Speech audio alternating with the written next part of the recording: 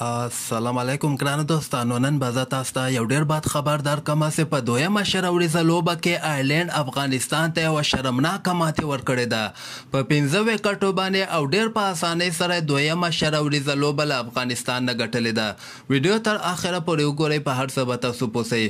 زه به تاسو ته ووایم چې افغانستان اول بیټینګ ترسره کړی او په شل اوورو کې صرف 123 رنزه ټارګټ آیرلینډ ته په آیرلینډ کې ورکړی او که تاسو د افغانستان بیټسمینان ګورئ، عثمان غني صاحب په 9 بالو باندې یو رنز کړی ده او رحمان الله ګوربزم یو رنز په 2 بالو باندې کړی ده او حشمت الله شهیدي صاحب په 240 بالو باندې شپږ 10 رنزه کړي دي. دغه نه علاوه ابراهیم زدران بیا 18 رنزه په 13 بالو باندې کړي دي. عظمت الله عمرزي 18 رنزه کړي او لاندې کې نوین الحق 42 رنزه کړي دي.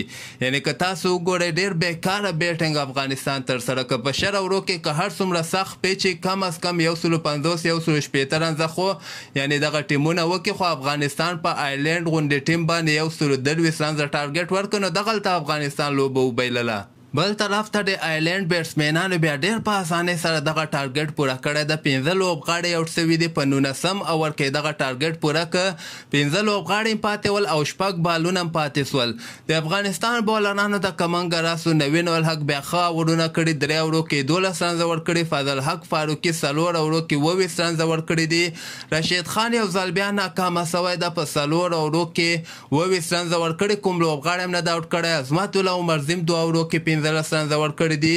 مجيب زدران بیا 4 اوورو کې 23 رنزه ورکړي. یو لوبغاړی آوټ کړی. محمد نبیم 2 اوورو کې 15 رنزه ورکړي دي او 2 لوبغاړي آوټ کړي دي. نو دغه دویمه شروریزه لوبه ولا بدبختانه افغانستان وبایلله. که نه تاسو وګورئ په آیرلینډ غوندې ټیم باندې افغانستان صرف 123 رنزه کړي دي. نو بیا تاسو خپله فکر وکړئ، افغانستان بیټسمینانو په وجه باندې افغانستان دغه لوبه بایللې ده. تاسو هم خپل نظر لاندې ما سره په کمنټ کې شریکولی سئ.